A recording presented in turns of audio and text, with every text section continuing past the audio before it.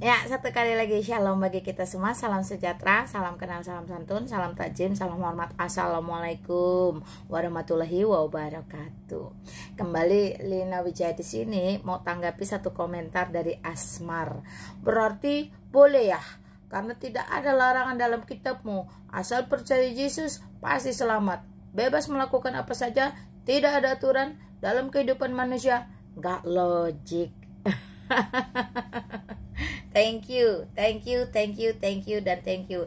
Dengan kamu komentar berarti kamu peduli dan mendengarkan apa yang saya ajarkan, apa yang saya syiarkan, dakwahkan ketika saya live. Thank you ya.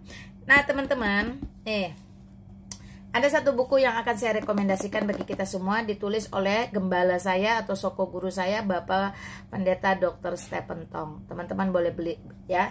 Namanya Khotbah di Bukit. Buku ini termasuk fresh ya, termasuk baru karena launchingnya kalau nggak salah sekitar bulan Desember 2024. Dibeli ya, dibeli, dibaca. Nah, kalau orang sudah dengar Khotbah di Bukit, maka orang tahu itu ada di dalam Matius pasal 5, 6 dan 7 ya. Itu tentang seluruh pengajaran Kristus. Jadi kalau kamu mau tahu pengajaran Kristus, kamu beli buku ini. Kalau kamu nggak mau beli buku ini, kamu bisa baca di Alkitab ya. Matius 5, Matius 6, Matius 7 itu tentang bagaimana Kristus mengajar ketika ia ada di tengah-tengah dunia selama 3,5 tahun. 3,5 tahun ngajarin, dicatat di dalam 3 pasal besar itu teman-teman. Jangan salah loh, pengajaran Kristus itu salah satu yang menjadi fondasi atau dasar berkegiatannya satu tokoh dunia, yaitu Bapak Mahatma Gandhi. Kamu jangan salah, Khotbah di Bukit itu atau pengajaran Kristus itu sangat terkenal. Apa yang diatur di sana banyak, banyak banget. Tetapi yang diatur itu adalah hal-hal yang esensi. Bagaimana hidup bermasyarakat, bagaimana mengasihi Allah, bagaimana mengasihi manusia. Jadi yang esensi yang bisa membawa orang itu pada kebajikan, kebenaran, kekudusan, dan pada akhirnya keselamatan. Jadi di sana kamu nggak akan nemu cara berak, cara cebok pakai batu, nggak nemu kamu. Cara kencing harus jongkok, itu nggak ada di sana. Cara jima menghasilkan keturunan juga nggak ada. Cara berbusana juga nggak ada di sana. Karena hal-hal itu adalah hal-hal yang remeh-temeh, ndak ada esensinya, ndak ada pentingnya, harus dicatat di dalam kitab suci. Jadi Kristus tidak mengajarkan hal-hal basic yang sudah dinyatakan di dalam Kejadian ketika penciptaan manusia. Ya, termasuk beranak pinak, penuhilah bumi. Ketika di dalam Kejadian pasal 1 ayat 28 dikatakan Allah berfirman dan memberkati mereka, beranak cuculah penuhi bumi, maka secara automatically organ-organ genital, organ-organ reproduksi manusia ndak perlu dibahas lagi. Tata cara untuk jima ndak ada.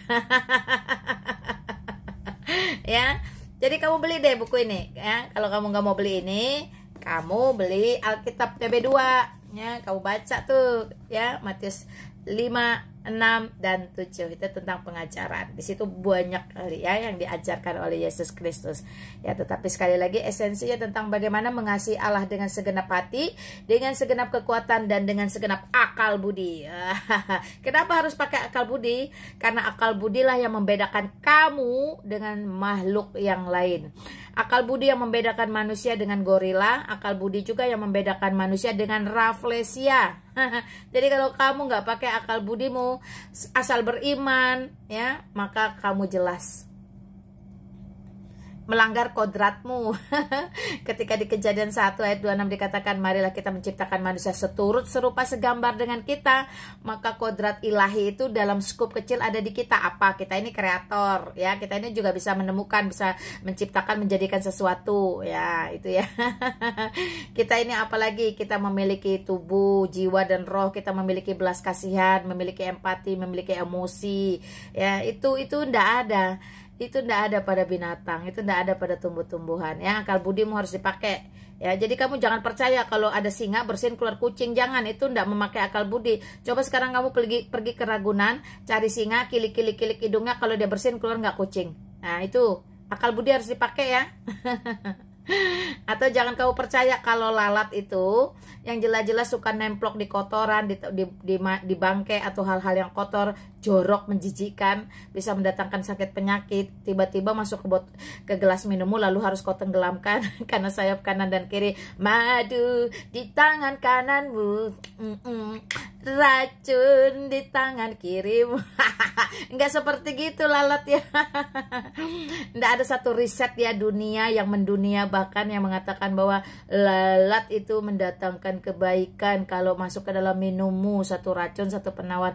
Please deh, akal budimu yang membedakan kamu dari flora dan fauna harus kau gunakan. Ya, clear ya?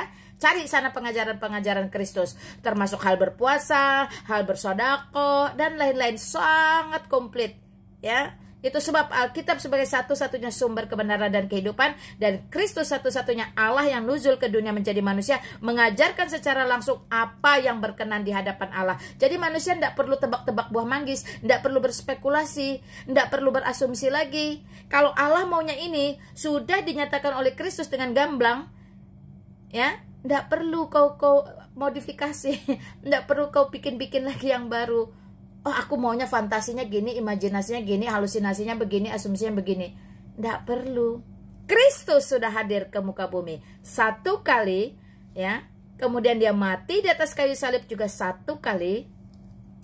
Dia turun ke dalam kerajaan maut, mengambil semua kunci kemenangan satu kali, bangkit dari antara orang mati satu kali, naik ke sorga satu kali, dan akan kembali untuk yang kedua kalinya. Haleluya, puji Tuhan ya. Dan semua itu terjadi satu kali untuk seluruh umat manusia di muka bumi, termasuk kamu dan nenek moyangmu, ya. Satu kali untuk semua dan bersifat kekal abadi. Tidak akan ada pengulangan. Ya, jadi kalau hari ini kamu mendengarkan kabar baik bahwa keselamatan tidak bisa tidak hanya ada di dalam Yesus Kristus, bertobatlah, mengapa harus binasa? Oke? Thank you ya untuk semua yang sudah komen di semua live saya atau VT saya. Saya bersyukur apapun situasi kondisinya, Injil tetap harus diberitakan sampai ke ujung-ujung bumi. Oke? Shalom, salam sejahtera bagi kita semua. Kiranya Kristus sumber berkat, sumber kehidupan, merahmatimu dengan hikmat, bijaksana, dan marifat, sehingga kamu boleh mengerti apa yang disampaikan oleh Kristus secara penuh. Shalom, salam sejahtera. Assalamualaikum.